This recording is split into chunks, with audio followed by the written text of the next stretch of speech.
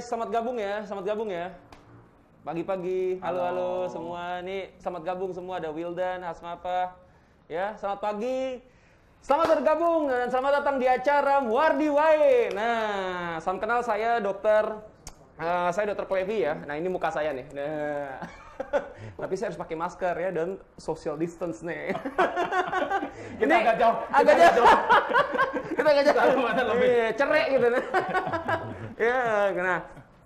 Hari ini kita punya topik menarik ya tentang masalah cuci darah di era Covid nih. Nah, ini gimana nih? Karena cuci darah ini erat kaitannya sama ginjal ya, Dok ya. Yeah. Nah, kita punya Dokter Agung sebagai narasumber kita nih. Nah, Dokter Agung ini dia ahlinya ginjal ya, Dok ya. Bukan ahlinya ahli loh ya. Bukan ahlinya ahli. Hampir, Dok. Nanti akan menjadi ahlinya ahli.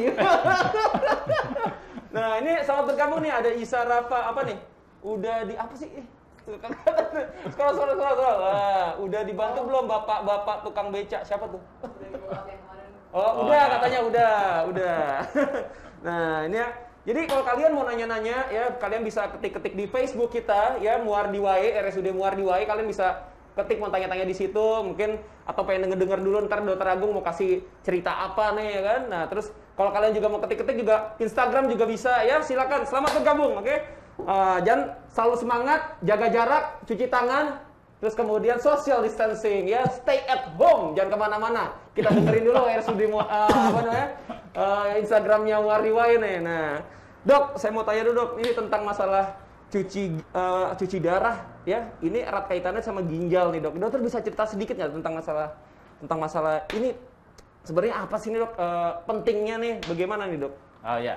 Ya mungkin jangan-jangan masyarakat juga kurang pengetahuan atau gimana gitu. Ya, selamat pagi semuanya. Pagi. Ya, selamat bergabung dengan Muardi Wae. Ini yang kedua kali saya tampil di sini. Sebetulnya saya ini agak sedih karena harus pakai masker. Jadi kegantengan saya. Gantengnya nggak kelihatan. Dok, ganti dikit dong. Dikit aja ya. Dikit. Iya. Jangan lupa harus selalu pakai masker dan jaga jarak ya di rumah saja. Ya, sebelum saya bicara tentang cuci darah atau cuci darah mandiri, maka saya akan terangkan terlebih dahulu apa itu penyakit ginjal. Kok harus dicuci darah? Kenapa? Jadi penyakit ginjal yang harus dicuci darah itu ada dua. Satu adalah penyakit ginjal yang kronis, ya. Kronis, kedua ginjalnya itu sudah rusak. Sudah tidak berfungsi, sehingga pasien itu membutuhkan ginjal bantuan. Nah, maka dicuci.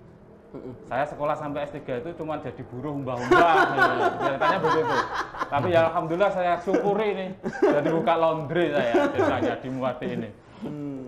Terus ada juga yang gagal ginjal akut. Gagal ginjal akut yang karena suatu penyakit tertentu, dia membutuhkan terapi ganti ginjal. Tapi itu untuk sementara. Sedangkan yang untuk terus-terusan cuci darah adalah penyakit ginjal kronis. Nah, apa itu? Penyakit ginjal yang menyerang ginjal lebih dari sama dengan 3 bulan. Baik itu fungsinya maupun strukturalnya. Nah, maka kalau sudah rusak lebih dari 3 bulan, dia harus butuh ginjal buatan dicuci darah. Nah, terapi pengganti ada berapa? Ada 2, yaitu cuci darah. Yang kedua, cangkok ginjal. Jadi di Muardi sudah bisa semuanya ini. Ini gara-gara ada Covid ini, maka untuk cangkok ginjal sementara kita tunda terlebih dahulu. Nah, nanti setelah ini Covid selesai, kita akan running lagi untuk cangkok ginjal. Tetapi untuk cuci darah ada 2. Nah, cuci darah yang menggunakan bantuan mesin.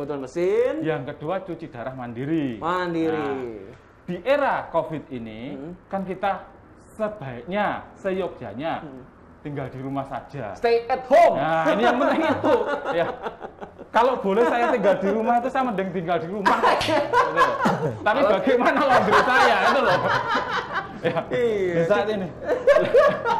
Saya heran kok suruh di rumah aja nggak mau. Cuma kadang kan berpikir, lah saya kalau di rumah makan bagaimana? Giran udah kerja pengen pulang ke rumah.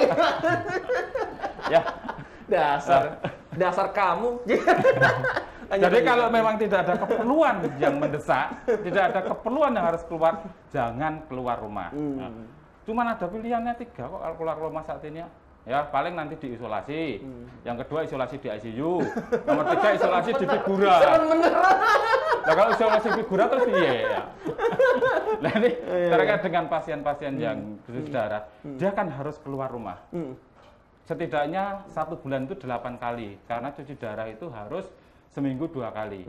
Padahal orang dengan kelainan ginjal itu sangat rentan tertular penyakit karena daya tahan tubuhnya itu sangat rendah. Nah, maka pada pasien-pasien yang cuci darah, saya harapkan keluarganya pun, ya ini keluarganya pun, ya dia juga harus bisa menjaga kesehatannya, jangan keluyuran. Pasiennya sudah nggak keluyuran, dia tinggal di rumah, tetapi keluarganya keluyuran kemana-mana. Akhirnya keluarga itu menjadi OTG. Apa itu malah OTG? nularin ya, ya OTG itu orang tanpa gejala. Sebetulnya dia itu sakit, tapi karena tidak ada gejala, malah nulari yang sakit. Sudah ada beberapa yang kena. Kasihan itu keluarga kamu. Nah, yang paling aman di era COVID ini apa penggantinya? Ya, cuci darah mandiri. Cuci darah mandiri. Ya, atau CAPD. Capek deh. CAPD. Continuous Ambulatory Peritoneal Dialysis. Jadi dia itu cuci darah mandiri. Cukup 1 bulan sekali datang ke rumah sakit, dia mengambil cairan sambil kontrol ke dokter, dan dia melakukan cuci darah mandiri. Loh, itu namanya CAPD. Nah, CAPD itu tidak bisa dilakukan sendiri, kita ada tim. Nah, kita punya ahlinya nih berarti. Timnya, iya. Mana nih ahlinya nih? Panggil dulu. Selamat pagi, dokter. Nah, ya, selamat pagi. Ini ahli kita nih ya. Ahli yang untuk bisa bagaimana perawatan untuk pemasangan CAPD yang benar ya. Mungkin ada teman-teman di sini mau memasang CAPD. Ya, CAPD itu kayak semacam plastik ya, Dok ya. Plastik atau plastik? Apa tuh, Dok? Apa tuh? CAPD apa? Ya. Jangan dibungkus plastik. CAPD sebenarnya alat apa sih, Dok? Itu, Dok, seperti apa bentukannya sih, Dok? Jadi itu gimana, CAPD itu semacam, ya kalau bahasa gampang mudah diterima, itu dipasang selang di perutnya untuk keluar masuk cairan, dan yang sebagai ginjal buatannya adalah membran di usus. Ya, kalau kita lihat itu kita nyembelih sapi waktu korban, di usus itu kan ada penggantungnya itu, ada membrannya. Nah, itulah yang dipakai untuk sebagai ginjal buatan. Gitu. Itu pakarnya ini. Nah, perawatnya adalah perawat kita ini. Tentang CAPD itu kayak gimana, Pak? Ya, sebetulnya seperti yang disampaikan Dr. Agung tadi benar ya. Jadi CAPD itu salah satu terapi pengganti ginjal dari cuci darah yang tadi disebutkan. Jadi ya medianya perut ataupun rongga perut pasien sendiri. Jadi cuma di situ di awal memang perlu adanya tindakan pembedahan ya, untuk pemasangan tenkopnya atau selangnya tadi. Jadi pemasangan selang tadi ada pembedahan. Ya, pasang, kalau sudah selesai, nanti tinggal kita perawat untuk berikan training, pelatihan kepada keluarga. Jadi sebenarnya aman juga ya pas sudah datang sini pun nanti juga diarahkan ya, Dokter. Iya, tetap, gitu. Teramat sangat amat. Teramat sangat. Iya. Jadi itu kemudian sebelum pasien itu menggunakan kita ada training. Mungkin 3 hari sampai 1 minggu untuk benar-benar memastikan pasien atau keluarga pasien yang dalam satu rumah itu bisa melakukan. Karena nanti pasien atau keluarga pasien itu yang melakukan sendiri untuk proses pergantian cairannya atau cuci darahnya itu. Dan dilakukan 1 hari itu bisa 4 kali. Ya, 4 kali pergantian cairan. Jadi hanya mengganti cairan, keluar, nanti sudah waktunya ganti lagi, masukkan yang baru lagi. Disimpan sudah. Pasien ataupun si penderita itu bisa aktivitas lagi. Bisa ke kantor, bisa mungkin jadi dosen, ya bisa mengajar dan sebagainya. Seperti itu. Gitu. Jadi keuntungannya kalau cuci mandiri itu hukumnya fardu ain, wajib. Wajib bahwa pasien itu bisa mengganti cairannya sendiri. Ada training, paling di training 1 minggu sudah bisa, karena sangat mudah. Dan keuntungannya pasien itu tidak tergantung pada mesin, sehingga dan pasien itu dicuci setiap hari 24 jam. Quality of life-nya yaitu akan lebih baik dibandingkan dengan yang harus tergantung dengan mesin. Kalau dengan mesin kan racun itu ditumpuk dulu. Lalu setelah 3 hari dikeluarkan, tumpuk lagi, keluarkan. Tetapi kalau dengan CAPD tidak, karena setiap hari tadi dikatakan sama. Seolah-olah memang seperti ginjal ya dok ya. Betul, bisa 4 kali pergantiannya. Jadi itu. Nah ini kita sapa-sapa dulu dok. Ada di Facebook nih. Kita mau sapa-sapa. Ayo turun. Nah ini ada. Selamat pagi Dokter Sejati NKRI. Kita puji syukur kepada Tuhan, diberkati Tuhan kita. Masih sehat sampai hari ini, itu anugerah dari Tuhan yang luar biasa. Terima kasih ya Ibu Lucy ya. Ada Bibik Wigati, semangat Bapak Bagio. Semangat. Dan ada Mbak Ningrum ya, semangat pagi ya. Nah, terus ada lagi nih, ada Mbak Eka Fitri, selamat pagi dari tim RSUD Muardi, selamat bertugas, terima kasih ya. Terus ada Aulia Idris, ya, baru nyimak ya. Oh, Mbak Lucy dari Ngabang, kabar. Wah, makasih udah nonton ya. Oke, nah terus ada siapa lagi nih? Ada Mbak Cemplok, semangat, terima kasih ya. Ada ini juga tadi ada di Instagram ya, ada Bapak Soekarno tadi ya. Ini mau selamat pagi Dokter Agung katanya. Semangat pagi, Pak. Tuh tadi atas. Siang pun kita semangat pagi. Halo tuh online tuh ya. Nah, Dok, ini kalian kalau saya mau tanya-tanya boleh ya ketik di Instagram atau ketik di Facebook. Nah, tapi saya mau nanya dulu nih, saya duluan yang nanya, jangan kamu.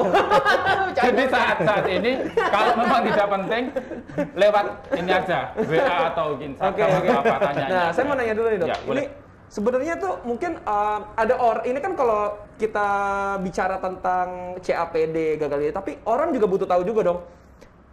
Orang ciri-ciri yang sakit ginjal tuh apa sih dok? Ciri-ciri orang sakit ginjal, ciri-ciri orang tuh, wah ini bermasalah nih ginjalnya nih dok. Nah itu tuh. Itu gimana? Dan apa yang membuat memperparah itu dok? Nah, ini pertanyaannya bagus sekali dan jawabannya juga susah.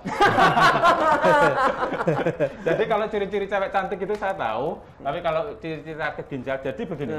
Sakit ginjal itu ada 5 stadium. 5 stadium. Stadium 1 sampai stadium 4 itu tidak berasa apa-apa. Oh, nggak berasa. Sehingga kalau tidak di general check up, tidak di check up, juga nggak tahu. Jadi datangnya pas udah telat ya banyak kan. Waduh. Nah, kalau telat itu bahaya. Karena harus dicek kadang stripnya 2 positif. Oke. Jadi itu serem sih dok. Jadi sering yang ke kita itu sudah telat, dia sudah sering sudah stadium 5. Keluhannya yang paling sering adalah mual dan muntah. Mual dan muntah. Ini sering sekali dikira sakit mah. Dok, gitu. Saya mual, saya muntah, perut saya sebah, perut saya bersesak, saya sakit mah. Padahal kalau saya, mah saya kambuh tidak seperti itu. Saya kadang cuma batuk aja, langsung istri saya, anak belum tidur. Gitu. Mah. Udah siap mah. Ya begitu anak juga oke, sakit mah. Nah, jadi kadang seperti itu. Ada mual, muntah. Terus yang kedua dia lemes karena HB-nya turun. Jadi darah pun sampai turun. HB-nya akan turun. Dia lemes, ngeliyer. Dari perubahan posisi, dari duduk atau tidur, kok sempoyongan kan ngeliyer. Kayak migrain atau vertigo mungkin gitu deh, dok? Ya, semacam itu. Terus yang selanjutnya, karena ginjal itu juga berfungsi untuk mengeluarkan kencing, bengkak dia, karena kencingnya nggak optimal. Tapi gitu. saya sudah kencing dok, setiap hari kencing ya, itu.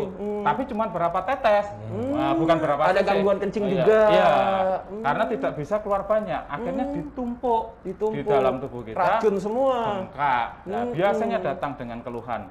Ya tadi lemas karena anemi, kemudian ada keluhan mual muntah sebah, kemudian ada udim atau bengkak.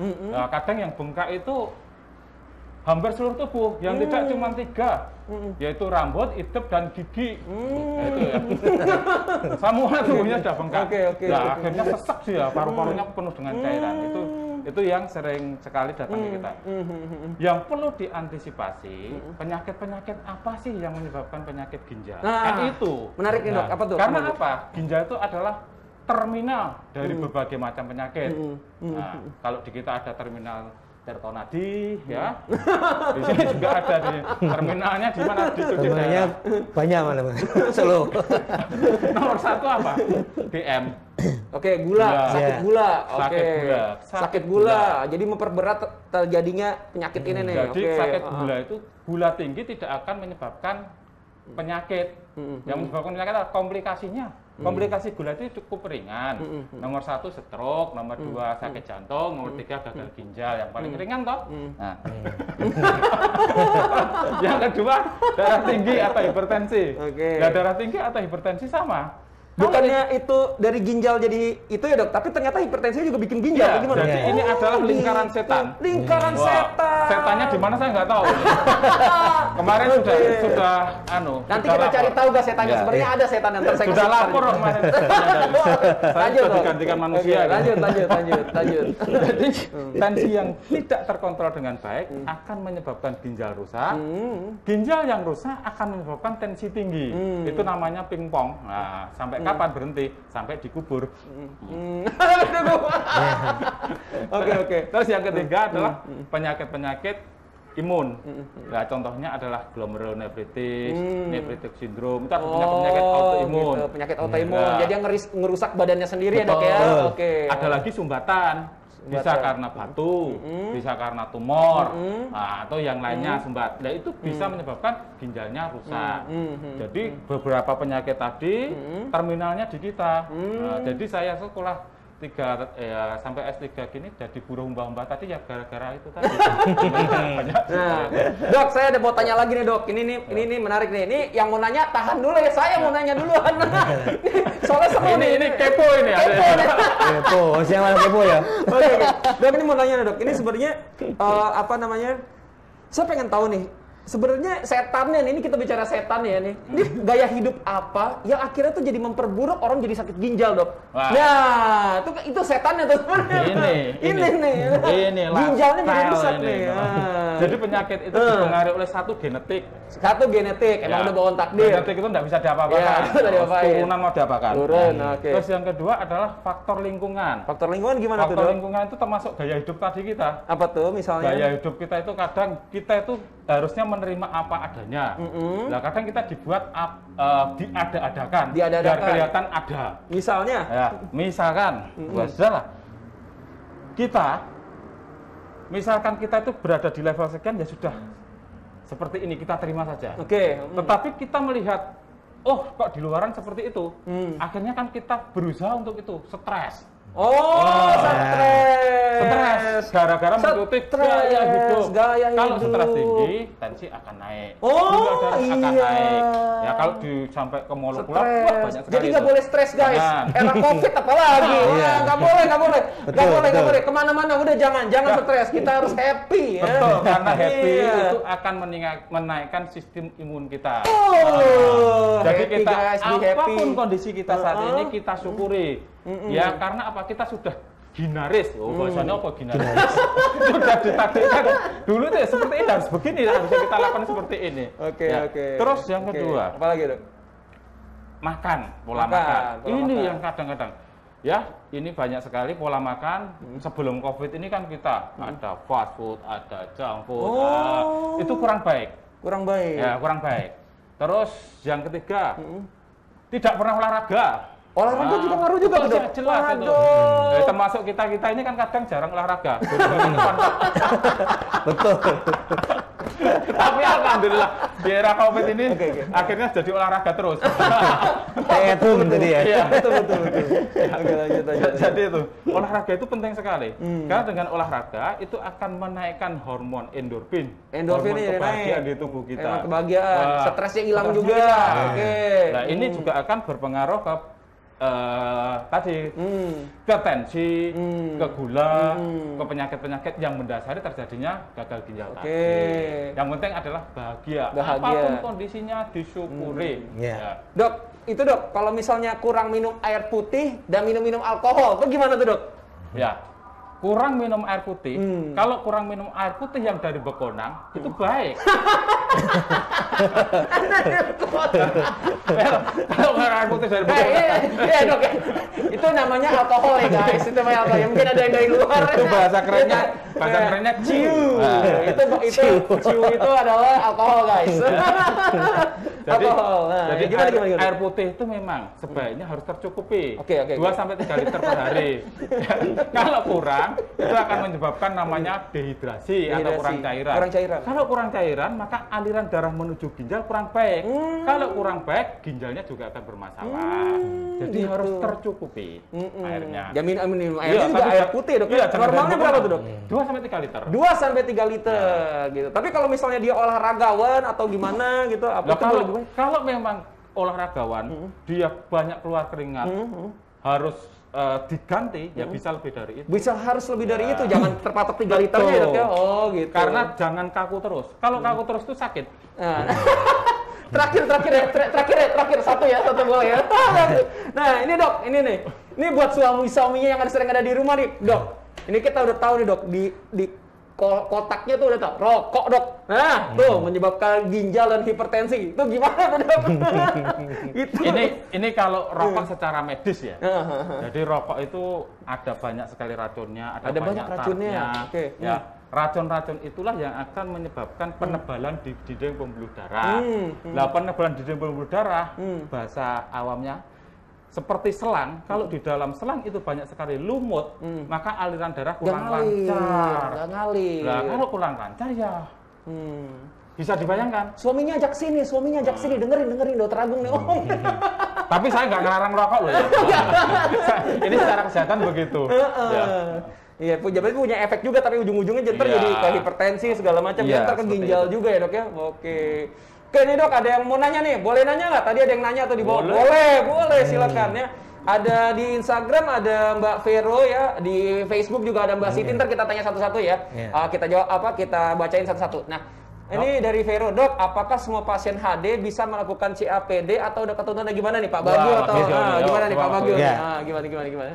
Mungkin benar disampaikan Dokter Agung tadi, tidak ada keuntungan atau kerugian. Jadi kita juga sebelum pasien itu menentukan untuk dari HD pindah ke CAPD, ya salah satunya mungkin tadi sudah sebutkan sama Dokter Agung, kemudian kaitannya dengan adakah bekas operasi, misalnya di perutnya, ya, kemudian ada hernia dan sebagainya riwayat itu. Nah, karena apa? Kita perlu menyampaikan seperti itu, ditanyakan kepada pasien, nanti ada cairan yang akan masuk dalam peritoneum, kurang lebih 2 liter. Nanti kalau punya riwayat hernia, punya riwayat bekas operasi di rongga perutnya, mungkin yang belum sampai 4 tahun, ya itu ya memang kita anukan dulu, belum bisa. Jadi tapi memang nggak sembarangan begitu aja, Dok. Cuma memang dari segi keuntungan tadi sampaikan, kita di era yang COVID-19 ini ya, pandemi ini ya, dia tidak akan kontak langsung ke rumah sakit, dia di rumah bisa melakukan sendiri. Jadi untuk istilahnya penyebarannya ataupun efek dari misalnya ke rumah sakit, wah takut kena corona, COVID ya. Nah, itu dengan ini lebih juga, ya. Lebih aman, lebih safety. Kemudian untuk pasien-pasien yang pasien jantung itu malah disarankan dengan CAPD, dengan gangguan itu mah dia kan tidak terpacu dengan mesin. Kalau dengan mesin itu lebih memacu jantungnya juga, karena mungkin kalau ada kelainan di jantungnya itu akan lebih memperparah juga. Kan dengan CAPD itu bisa kembali ke baik lagi untuk jantungnya melayani gitu. Ya, mungkin tambahkan Dokter Agung. Bisa tambah ya. Jadi begini, pada prinsipnya itu semua orang itu bisa dilakukan HD dan CAPD. Tetapi tidak semuanya bisa dilakukan suatu CAPD. Jadi ada pasien-pasien yang memang ya kita indikasikan dan ada yang dikontraindikasikan untuk CAPD ya. Yang pertama apa? Pasien-pasien ini sebaiknya CAPD. Satu pasien muda, ya pasien muda dia masih bisa bekerja, masih bisa sekolah, ya itu sebaiknya CAPD supaya terapi pengganti ginjal tadi tidak mengganggu aktivitas pasien itu sehari-hari. Itu yang pertama. Terus yang kedua, pasien juga tidak boleh ketah kemproh. Apa tuh ketomprol, Dok? Harus bersih. Seperti saat ini tuh kita tuh harus sering cuci tangan pakai sabun. Nah ini pasien-pasien CAPD itu hukumnya wajib menjaga kebersihan. Karena ada selang tadi yang keluar. Kalau tidak bisa menjaga kebersihan, maka akan terjadi infeksi. Pasien-pasien yang dengan kelainan jantung itu memang kita sarankan sebaiknya dilakukan tindakan CAPD supaya apa? Supaya tidak terjadi serangan jantung pada saat dilakukan tindakan hemodialisa. Tetapi ada beberapa kontraindikasi. Apa? Adanya sesuatu kelainan di dalam perutnya. Sehingga nanti mengganggu proses CAPD itu. Misalkan ada suatu tumor di ususnya, kemudian ada suatu hernia yang tidak bisa diobati. Yang ketiga ada suatu luka bekas operasi yang sangat lebar, sehingga peritoneum atau ginjal yang mau dipakai untuk pengganti itu sudah rusak. Nah, itu beberapa kontraindikasi yang memang tidak disarankan pasien itu dilakukan CAPD. Kalau dipaksakan, ya outcome-nya tidak akan baik. Tapi intinya semua itu sudah dalam perhitungan ya dok ya. Datang aja ke Muardi guys. Datang aja kalau bisa lebih uyung, aduh CAPD gimana? Takut COVID atau gimana? Datang di sini ada Pak Bagio, Dr. Agung, tanya aja. Tanya aja. Beres di sini dok ya. Aman dok? Aman. Jadi kalau aman kita nggak kesini. Aman. Menambahkan dokter, jadi insya Allah ya guys. Yang disampaikan Dokter Agung tadi kan pasien tidak boleh apa tadi dok? Kemproh apa? Kemproh. Kemproh ya, bersih. Jadi memang pasien atau keluarga itu sebelum kita istilahnya untuk bisa CAPD secara mandiri setelah dilakukan operasi pemasangan terkep tadi, kita ada pelatihan. Salah satunya tadi pelatihan memang benar cara menyiapkan. Jadi dari cuci tangan, kemudian pakai masker, itu harus pakai masker, harus cuci tangan juga sebelum mengganti cairan itu di situ. Jadi itu yang paling utama tadi. Kalau sifat orangnya nah, itu ya tadi mungkin risiko infeksi yang mungkin muncul itu bisa akan terjadi di situ pasiennya gitu. Jadi sebelum era dianjurkan cuci tangan dan pakai masker, kita sudah itu. Sudah pasien-pasien cewek sudah harus cuci tangan, sudah pakai masker. Nah, ini ya ada yang nanya lagi nih dok di Instagram. Amar Baby Care, pagi dok. Pagi ya, kalau mau pasang CAPD di era COVID ini bisa tidak? Ya bisa ya dok kan? Aman, datang aja ke Muardi, aman. Cari Dokter Agung nih, dokternya nih. Pak Bagio. Bisa. Ini ada lagi nih Mbak Siti ya, dok. Saya mau tanya, badan suamiku kok bintik-bintik gitu, itu penyakit apa ya? Wah itu tanyanya ke dokter kulit. Sudah mandi belum? Iya, nggak apa-apa. Tapi ini kita bahas tentang masalah ginjal ya, masalah tentang ginjal, masalah tentang cuci darah. Nah, ada yang nanya Ibu Ekawati Sanggrahan. Nah, ini katanya tuh suami saya punya asam lambung. Kalau muntah keluar darah segar. Kalau kambuh terkadang pingsan dan seringkali opnam. Sudah YSQ juga minta sarannya dok, biar puasanya nanti tidak kambuh gitu. Ini ada nggak sih kaitannya sebenarnya sama? Bisa ada kemungkinan dok? Jadi kalau asam lambung itu semua orang punya asam lambung. Oke. Ya, asam itu enak dibuat untuk sayur juga. Ya. Asam lambung semua orang punya. Terus kadang asam lambung yang sangat tinggi akan menyebabkan suatu iritasi di lambung, terjadi muntah, yang kadang keluar darah. Kalau muntah darah itu harus dievaluasi. Yang pertama, apakah memang kelainan di lambungnya? Yang kedua, ataukah memang ada kelainan di sistemiknya?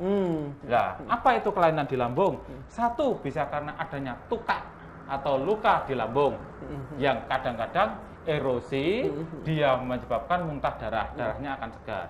Yang kedua, ada penyakit-penyakit yang menyebabkan tekanan di dalam lambung tinggi. Contohnya apa? Penyakit liver, sirosis hepatis, atau tumor di hati yang menyebabkan varises di dalam lambung, kemudian pecah. Kalau pecah, dia akan muntah darah. Terus yang ketiga, ada nggak penyakit-penyakit yang lain di dalam lambung? Misalkan ada suatu tumor yang menyebabkan dia juga muntah darah.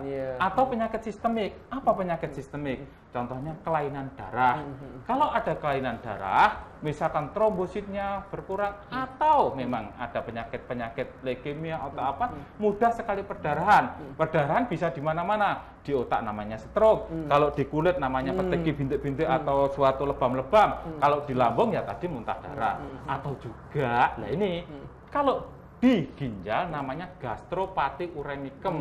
Karena adanya toksin atau racun dari ureum kreatinin yang tinggi, dia akan meracuni dinding lambung, sehingga dinding lambung akan tadi merasa sebah, mual, erosi, terjadilah muntah darah. Dok, mau tanya nih dok, ini sebenarnya kan kalau orang muntah darah, berasa sakit lambung, Maaf ya dok, itu sebenarnya darurat atau enggak sih dok? Kalau muntah darah darurat. Darurat, dok. Iya. Jadi sebenarnya nggak apa-apa datang aja ya dok ya kalau misalnya datang aja. Ya insya Allah kita tangani di sini dengan aman. Ya, ada dokter Agung. Jadi kalau muntah darah jangan dibiarkan. Jangan dibiarin, bukan sakit biasa ya dok ya. Itu darurat ya dok ya. Datang Kalau aja. muntah darah datang aja. Di sini nanti diperiksa. Jadi kita nggak usah berpikir tadi ada ini kan dokter Agung tadi udah ngejelasin penyakitnya. Datang aja ntar di sini diperiksa, ketahuan ntar penyakitnya apa ya dok ya. Iya, sama pasiennya juga ketahuan juga. Nah, ini yang menarik nih, ada yang lagi. Ini saya seneng nih pertanyaan kayak gini. Ini ada Aryani Aster. Halo Mbak Aryani. Oke, ini di Facebook nih. Dok, apakah ada efek samping minuman rempah-rempah dok? Misalnya wedang uwuh bagi penderita gagal ginjal nih. Gimana nih dok? Saya itu sebetulnya penggemar wedang uwuh dan juga empon-empon. Ada jahe, ada kencur, ada serai, itu saat ini dibikin enak sekali ya. Tetapi bagi penderita ginjal itu kita harus memang hati-hati. Karena pada pasien dengan gagal ginjal terutama yang kronis, minum saja dibatasi. Karena kalau minumnya terlalu banyak, nanti ginjal tidak bisa mengeluarkan cairan akan tertumpuk di dalam tubuh. Paling pasiennya megap-megap. Nah, megap-megapnya apa? Karena adanya cairan di dalam paru-paru. Namanya apa dia? Tenggelam di daratan itu namanya. Ya. Jadi untuk pasien-pasien yang memang dengan ada kelainan ginjal, hati-hati sekali dengan pemberian empon-empon tadi. Dan dijaga betul empon-empon itu harus yang segar. Kenapa segar? Karena ada jamur kadang. Jamurnya tidak kelihatan. Nah, namanya aflatoksin. Itu juga bisa meracuni. Jadi betul-betul dijaga, dicari yang segar, jangan yang sudah ede lah kata luar so. Tuh gitu. Ya. Dok, tapi ini menarik dok ya. Jadi sebenarnya memang ada nggak sih minuman tradisional yang memang menyehatkan atau memang sebenarnya cukup air putih aja atau gimana dok? Menyehatkan ginjal dok ya. Ada nggak dok kira-kira seperti itu dok? Herbalan. Kalau selama memang kita bukan ahlinya ya dok, tapi mungkin dokter tahu sedikit gitu. Atau sebenarnya cukup air putih aja tuh gimana? Sebetulnya untuk obat-obatan lokal kita, kekayaan lokal kita tuh banyak sekali. Banyak, oke. Yang diteliti sudah banyak sekali. Saya sudah meneliti juga. Saya sudah meneliti ini bagaimana kekayaan lokal kita, ya, saya meneliti untuk disertasi saya S3 dan juga untuk konsultan saya, sudah selesai kemarin, itu dengan kekayaan lokal yang ada di kita saya pakai propolis di Tawangmangu. Oh ternyata baik untuk kesehatan ginjal, tapi itu masih dilakukan di tikus, masih belum uji ke manusia. Jadi kita belum berani mempublish. Kalau sudah uji ke manusia hasilnya baik, ya. Tapi biasanya kalau di tikus baik, nanti di manusia juga akan baik. Gitu. Tapi belum berani mau. Dan tadi obat-obatan ini masih dalam tahap proses penelitian. Termasuk dari teman saya ada yang namanya daun kelor. Daun kelor. Daun kelor itu juga ternyata baik sekali itu. Nah, cuman kalau kita makan daun kelor itu yang punya susu, yang punya kesaktian itu bisa hilang semua. Saya dengar juga begitu.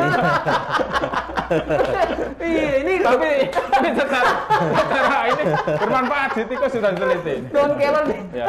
Orang sakti ditebang-tebangin pohonnya. Ya. Nah, ini ada, wah terima kasih sekali nih ada di Facebook ada Tini Chilcott nih dari Hong Kong ikut nyimak. Selamat bergabung ya.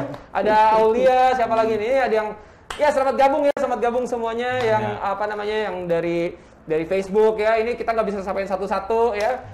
Pokoknya sehat selalu ya. Ini dari Kanada. Wah, di Rena selamat bergabung juga ya. Waduh, saya akan ke Kanada lagi nih. Ya.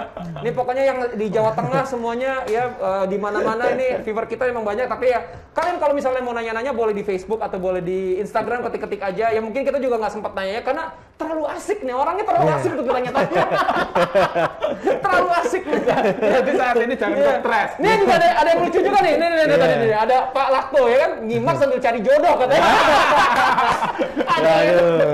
Saya kalau boleh Mbak juga ngobrol juga sambil cari jodoh.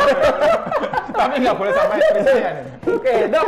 Ini ada nanya lagi nih Aulia. Dok, apakah ada di Facebook ya, apakah konsumsi obat hipertensi bisa sebabkan gangguan ginjal? Wah, ini pertanyaan bagus sekali. Jadi yang perlu diketahui bahwa hipertensi, sekalian DM ya, gula.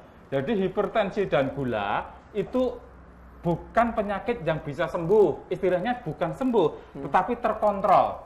Terkontrol itu sebetulnya ada tanpa obat, dan bisa dengan obat. Kalau tanpa obat itu jarang sekali di kita, pasti dengan obat. Lah obat-obatnya apakah bermasalah dengan ginjal?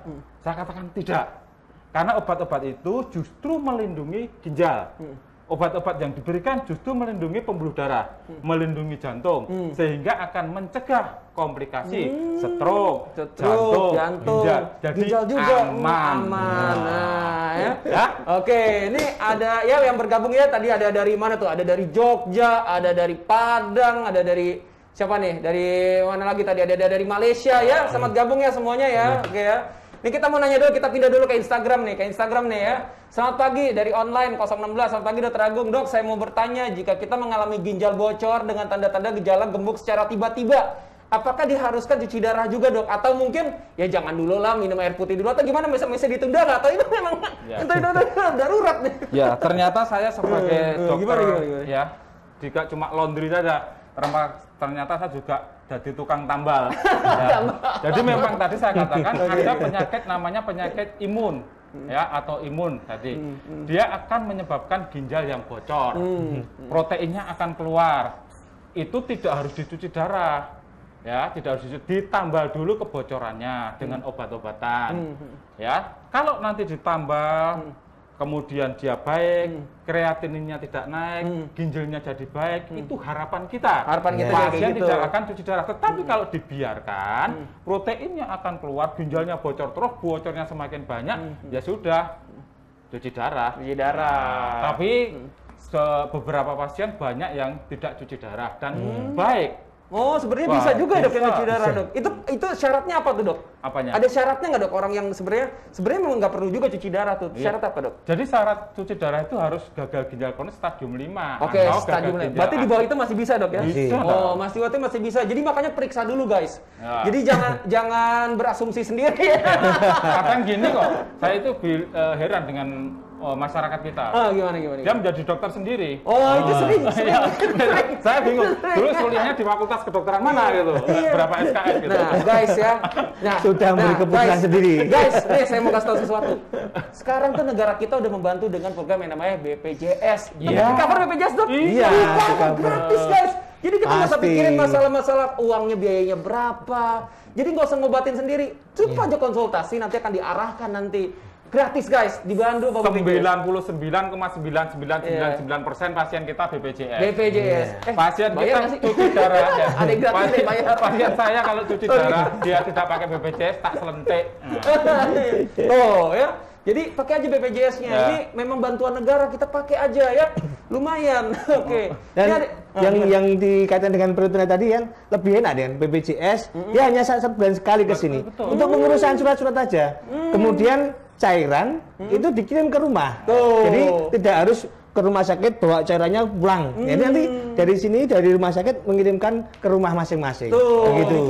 Dengan jumlah 4 kali pergantian cairan berarti ya 120-an cairan di situ untuk 1 bulan. Kurangnya opo.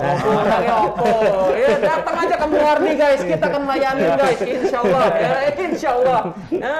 Nah, ini ada lagi nih, ada Pak Wiharja nih, ada Pak Hafid ngefans sama bapak tuh. Bapak yang ngefans saya. Berharapnya mama-mama nih. Oke. Pak, ini ada nanya Andian Bayu. Dok, apakah ada pemeriksaan atau screening awal sebelum melupakan CAPD? Apakah ada evaluasinya? Nah, tadi sebenarnya udah dijelasin ya, Dok. Ya, coba Dok, mungkin belum dengar, mungkin diulang lagi, Dok. Gimana, Dok? Jadi memang kita screening semuanya tadi harus tidak ketok komproh, tidak ada sesuatu di dalam perutnya, dan pasien memang sudah perlu terapi pengganti ginjal, yaitu cuci darah atau CAPD. Kalau semua screeningnya itu masuk, lah kita lakukan tindakan CAPD. Dan enak di rumah, sambil kerja, kalau guru yang ngajar, kalau jadi polisi ya tetap kerja, kalau jadi dokter ya tetap jadi dokter, ya. Jadi bisa kerja. Kalau cuci darah setiap seminggu 2 kali harus ke rumah sakit. Coba hitung biar apa biayanya transportnya. Iya. Ini harus dipikirkan itu. Ya. Nih ada lagi nanya lagi nih di Instagram ya, ada Dela Nurid. Selamat pagi, Dok. Indikasi pasien HD apa aja, Dok? Nah, tadi sebenarnya udah dijelasin ya, Dok ya. Iya, kalau misalnya dia stadium 5, ya periksa aja, datang aja dulu nih. Dokternya asik begini kok. Gampang, udah tinggal tanya doang. doang. Cuman saat ini kalau datang ke saya jangan pernah melihat mulut saya. Tertutup. Iya, nanti pulang bawa oleh-oleh nanti. Oke ya. Nah, ini ada lagi nanya nih Bapak Soekarno nih yang ngefans sama dokter nih katanya. Bagaimana alur pendaftaran pasien CAPD di Muardi? Apakah high online, Dok? Itu kurang tahu. Ini apa ini? Ahlinya ini. Korong dekor ini. Sementara kalau untuk pendaftaran pasien CAPD kan mengikuti pendaftaran yang ada di poliklinik ya. Kita ada poliklinik juga ada poliklinik untuk CAPD juga ada. Gitu, jadi khusus ya? Iya, di kita juga ada polik CAPD khusus untuk CAPD sendiri. Jadi nanti kalau ya sesuai alur dari rumah sakit, daftar rumah sakit mau kemana, ya udah ke CAPD ya, ke CAPD nanti itu. Ah, ini saya ada berita, saya baru ingat bahwa CAPD kita di Rumah Sakit Muardi ini ditunjuk sama Jakarta sebagai center untuk Asia Pasifik. Ini kita baru kerjasama, ya kita kerjasama.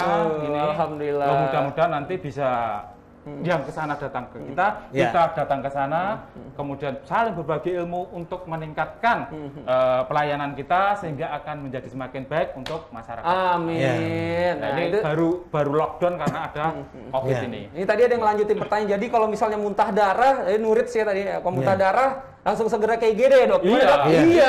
Jangan ditunda-tunda. Aduh, muntah darah itu sesuatu yang emergensi ya. Emergensi. Oke. Nah, gini Instagram ya. Apalagi nih, topik respiratory kira-kira udah pernah dibahas belum ya, Dok? Kalau belum kira-kira kapan? Nanti ntar gampang gitu loh. Nah, kan kira-kira lagi nggak ada nggak? Oke. Ini narasumbernya terlalu asik ya, makanya datang. Makanya datang ke Muardi, tanya langsung ya kan? Tanya langsung ya. Nah, ya ini, Dok, mau tanya alur pendaftarannya pasien CAPD apakah bisa online? Karena musim COVID banyak yang takut datang ke RS Muardi. Pendaftarannya gimana? Sebenarnya bisa, Dok ya? Ini sebenarnya tadi dijelaskan. Bisa. Jadi seperti pendaftaran alur pada pasien pada umumnya. Jadi kalau COVID ini nggak usah takut ke Muardi, saya aja nggak takut datang ke Muardi. Iya. Kita nggak takut semuanya. Enakan di rumah kok. Enakan di rumah ya, stay at home udah. Stay at home. Enakan di rumah kok. Iya, enakan di rumah ngapain keluar. Saya juga males. Oke, ini ada lagi nih, Ragil di Facebook, kita pindah ke Instagram ya. Halo, ini ada Ismi, Pak Bagio dosenku. Pensiun ya. Ada lagi nih, Ragil. Dok, suami saya dengan terapi CAPD nih, udah 6 tahun nih, berarti udah lama ya. Dan gusi bengkak-bengkak cenderung sering berdarah. Apa penyebabnya, Dok? Ada nggak kaitannya mungkin gusi-gusi bengkaknya sama si CAPD-nya yang mungkin udah lama, 6 tahun nih? Jadi, kalau ada gusi bengkak, gusi berdarah, itu bisa kelainan lokal di mulutnya, bisa karena kelainan adanya gangguan oleh karena racun yang meracuni darah, sehingga terjadi trombositopeni atau trombositopati. Apa itu trombositopeni? Trombositnya rendah. Trombositopati apa? Trombositnya normal tetapi fungsinya kurang baik, sehingga kalau digigit, kegigit dia akan berdarah. Itu. Nah, padahal kalau kita ngunyah pasti digigit, apalagi ibunya mungkin gigit-gigit juga kali ya. Ya enggak apa-apa, mau halal suaminya. Kalau gigit suami orang lah itu. Kayaknya udah stay at home gigitnya suami orang, Dok. Iya. Nakal. Oke, ini ada lagi pertanyaan nih, Dok, nih ya, di Facebook. Kalau batu ginjal sampai ginjal kirinya bengkak, Dok. Nah, apakah masih boleh minum jahe dan serai ya, Dok ya? Kalau misalnya dia mungkin ginjalnya udah bermasalah nih. Masih boleh nggak minum-minum seperti itu? Jahe dan serai. Dan cara menurunkan kreatin apakah harus dengan konsumsi obat secara rutin juga ya, Dok? Nah, ini takutnya kan ini nih banyak nih orang-orang yang jadi dokter-dokteran. Jadi kalau kita di medis itu harus bicara berdasarkan bukti penelitian, bukti ilmiah. Jahe dan serai itu saya yakin kandungan antioksidannya tinggi. Ya, tapi penelitian sampai saat ini kan belum ada. Tapi saya juga minum. Tapi tujuannya bukan untuk itu, bukan. Untuk enak. Karena biasanya wedangan karena ini di lockdown ya wedangan di rumah gitu aja. Jadi kalau ginjal kirinya bengkak, harusnya kreatininnya tidak naik. Kenapa tidak naik? Ginjal yang sebelah kanan masih bisa berfungsi normal, ya. yang tadi ginjal yang kiri bengkak itu harus dicari sebabnya. Kenapa kok ginjal bengkak? Apa habis dikamplengi sehingga bengkak-bengkak? Ataukah memang ada sumbatan? Sumbatannya bisa karena apa? Karena batukah? Karena tumorkah? Atau karena yang lain? Itu harus segera dirilis, ya, dibuang sumbatannya sehingga ginjalnya akan kembali normal. Nah, kalau ginjalnya tadi sumbatannya dihilangkan, ginjalnya tidak bengkak lagi, insya Allah nanti kreatininnya akan baik. Nah, insya Allah. Tuh. Ya. Oke, ini ada yang mau nanya lagi nih. Ini menarik nih pertanyaannya, Dok. Ini dari Skyzol ID. Dok, kalau susah tidur itu pakai obat tidur baik nggak, Dok? Sebenarnya pertanyaan saya bukan mengarahin ke situ, bukan susah tidur. Tapi yang mau saya tanya adalah, ini sering banget nih pasien kita nih, Dok. Kadang-kadang tuh dia beli obat ya di apotik ya, obat apa aja. Itu sebenarnya punya efek nggak sih, Dok, ke ginjal, Dok? Ini tanpa anjuran dokter, Dok. Nah, itu gimana, Dok? Jadi begini. Apapun yang kita makan, ya pasti akan dimetabolisme di tubuh. Sisanya dikeluarkan lewat kotoran yang dibuang plung setiap pagi. Kemudian yang dimetabolisme di tubuh ikut aliran darah akan dikeluarkan lewat 2 jalur. Satu lewat ginjal, yang satu lewat hati. Nah, 90% dikeluarkan lewat ginjal. Ginjal. Apapun yang kita cerna, kita makan, ya nanti akan dikeluarkan lewat ginjal. Maka hati-hati. Nah, tadi kaitannya dengan obat tidur, nggak bisa tidur minum obat brengkal. jadi sebenarnya Apa itu, Dok? brengkal apa, Dok? Ya. Aku nggak ngerti brengkal. Mah, nggak bisa tidur, Mah. Berarti batuk dulu, Dok, ya? Mah, nggak bisa tidur, Mah. Udah, mulut habis itu. Bercanda guys, ya kan? Stresnya hilang. Jadi kita nggak bisa tidur itu pasti ada di dalam bawah sadar kita.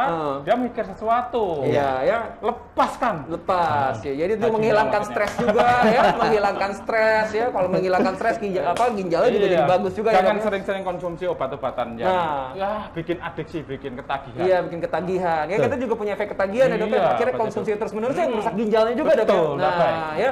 Jadi sesuai anjuran dokter ya, guys, ya. Nah, terus ini ada lagi nih dari Binto sama Seli Amber nih ya, dari Manado, dari Nganjuk ya. Selamat datang ya, selamat gabung ya. Nah, guys, kalau misalnya mau tanya-tanya ya silakan. Ini ada begini, ada lagi nih dari Facebook nih, mana nih?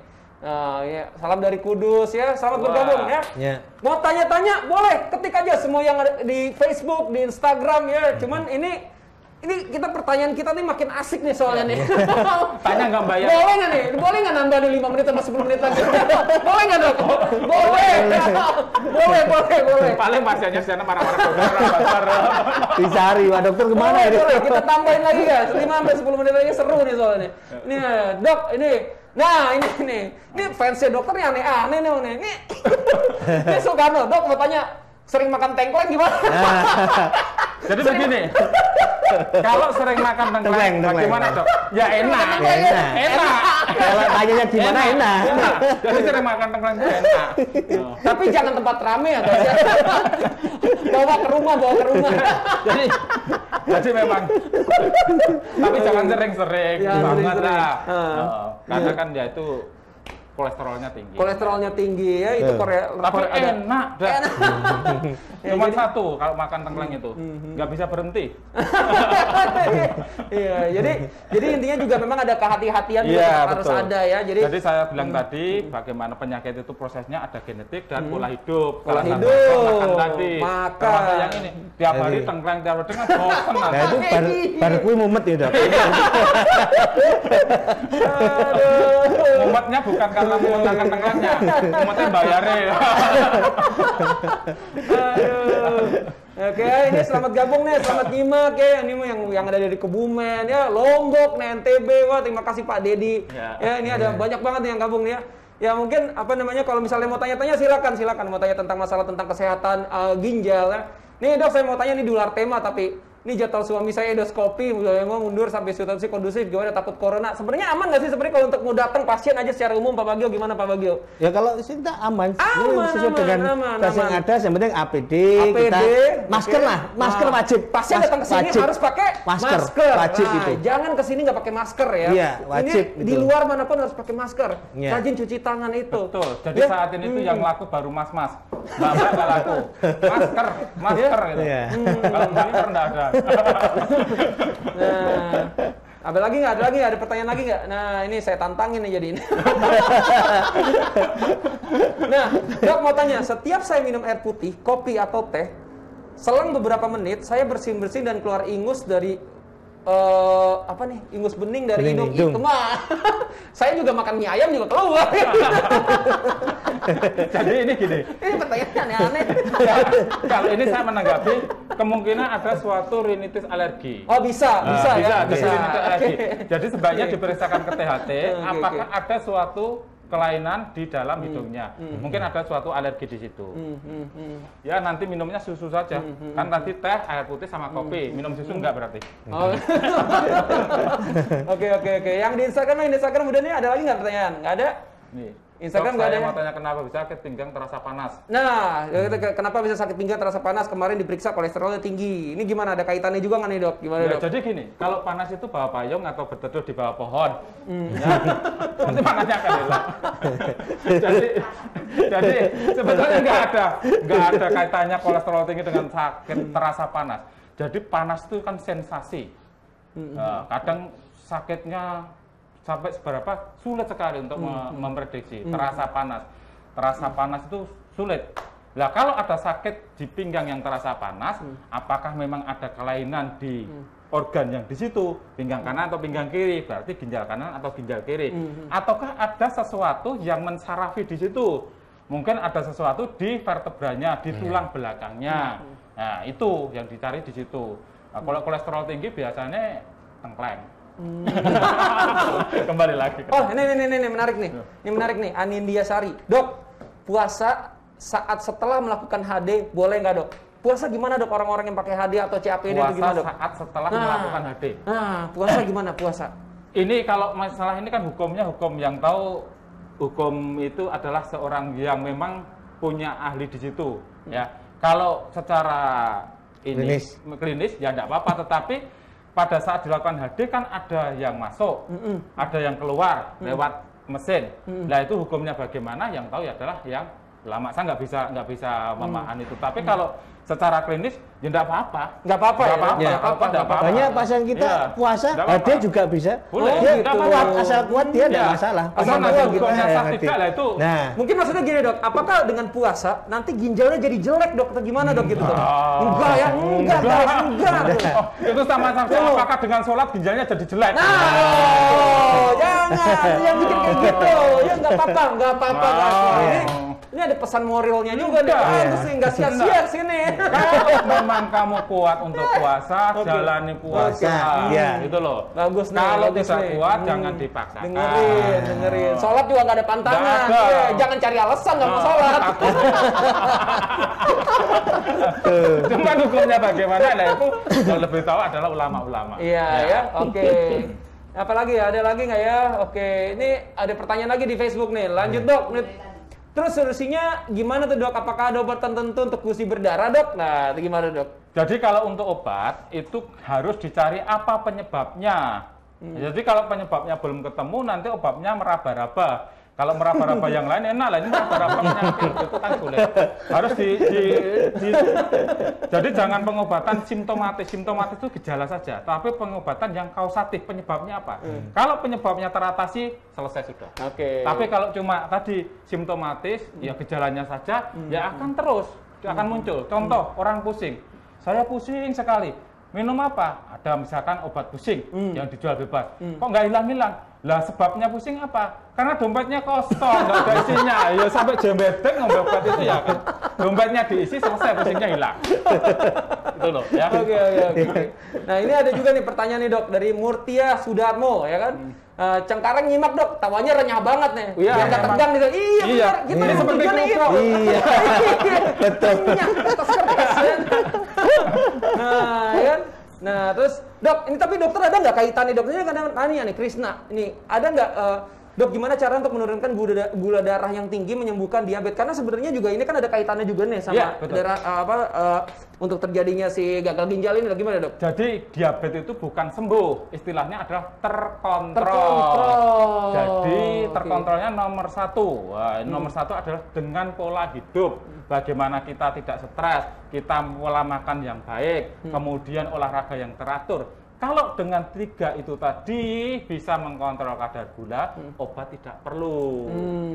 Tetapi kadang, saya masih punya obat, ini ada durat, tidak apa-apalah, karena masih obat ini yang kadang-kadang tidak diindahkan oleh masyarakat, sehingga dia akan konsumsi obat terus.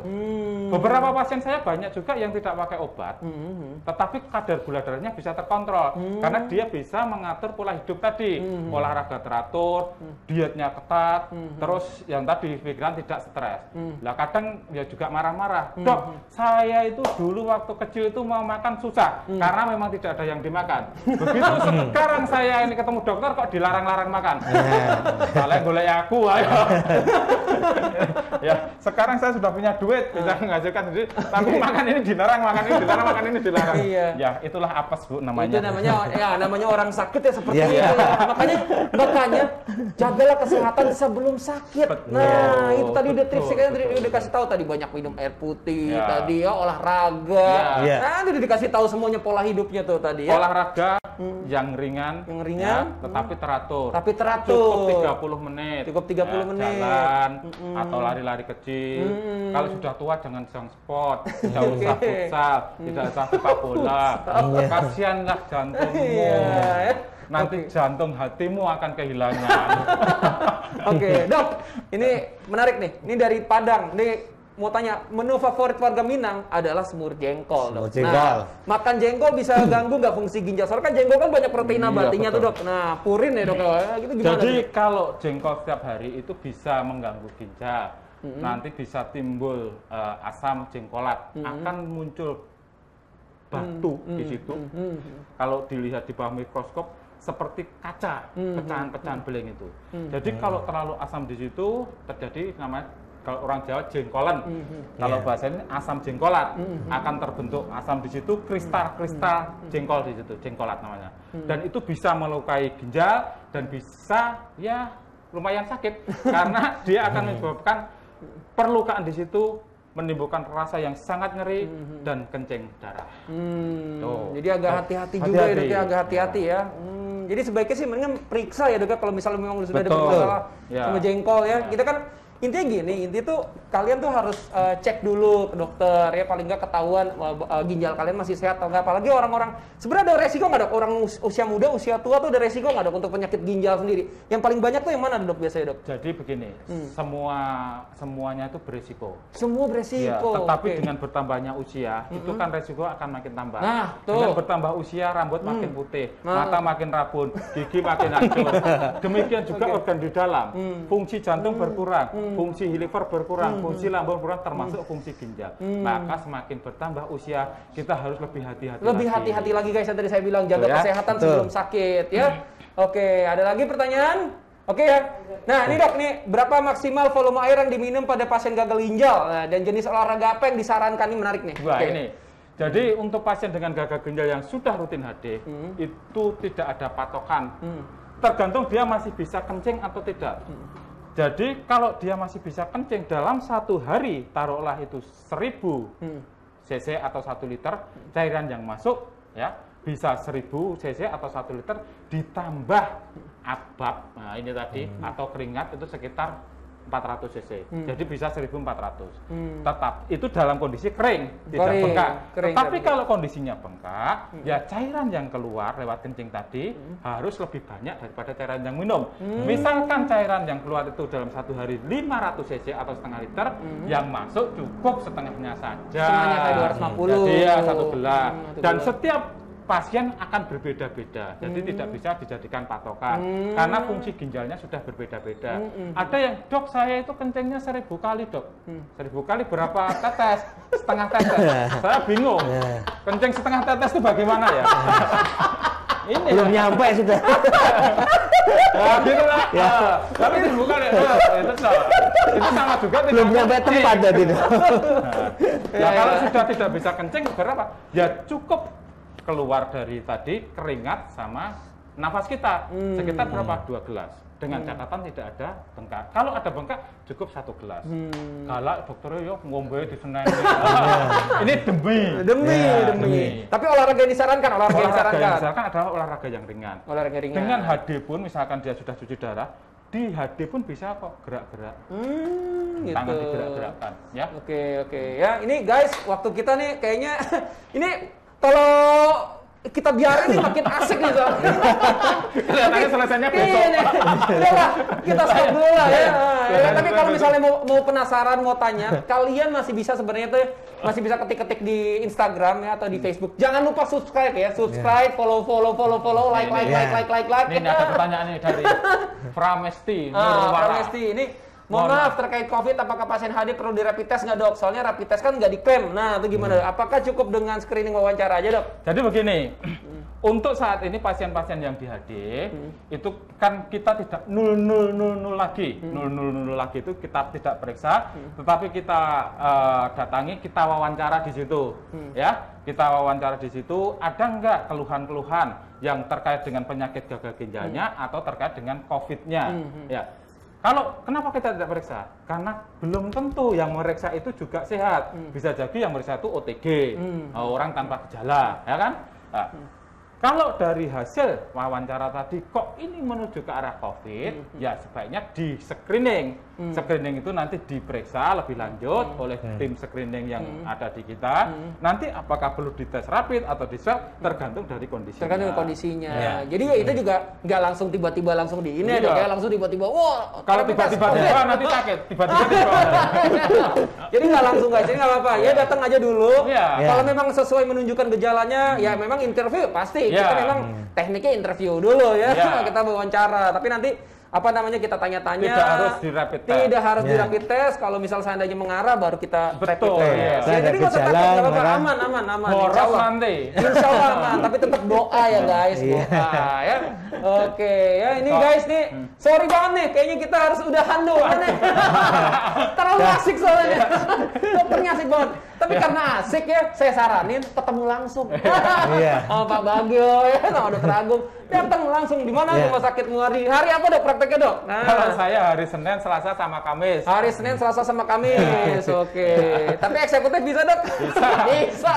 Dokter kalau tanya saya Senin sampai Jumat. Senin sampai Jumat. Terus ya beda dengan Dokter Agung. Tapi saya setiap hari ngantor. Setiap hari ngantor. Iya. Kalian stay at home. Oke. Nah, jadi guys kita udahin dulu nih acara ini nih ya. Tetap selalu semangat ya. Tetap ikutin anjuran pemerintah ya. Jaga jarak, pakai masker, cuci tangan, stay at home ya. Jadi apa namanya tolong kita tetap juga berdoa sama yang di atas supaya biar ini ya kita semua sehat selalu ya. Amin, ya kita mudah-mudahan orang tua kita juga sehat selalu ya. Amin ya. Jangan lupa subscribe dan follow dan like di Facebook dan Instagram. Kalau masih ada pertanyaan-pertanyaan boleh tanya langsung di Facebook sama Instagram ya, tapi nanti kita jawabnya nanti. Pending gitu ya. Nah, hasil live streaming kita ini yang hari ini ya, kita boleh bisa ditonton lagi nih. Bisa dilihat di Facebook dan bisa dilihat di YouTube ya. Jadi kalian kalau misalnya aduh, tadi ngomong apa aja Dokter Agungnya? Itu ada di Facebook ya, di Instagram ya. Nah, kalau mau nyari jodoh juga bisa juga di Facebook. Di Facebook lihat follow-nya, lihat aja followersnya. Nanti nikahnya juga pakai anu. Siapa tahu ketemu ya kan alasan-alasan apa gitu. Ke Muardi bareng yuk. Nggak ada yang tahu. Nikahnya nggak usah di KUA. Langsung live streaming aja nikahnya. Nanti malam pertama juga live streaming. Oke guys. Jangan kan nggak boleh ketemu. Oke guys, kita udah dulu acara kita ya. Ya selamat beraktivitas ya, tapi stay at home ya. Selalu sehat dan selalu semangat. Salam Muardi Dadah.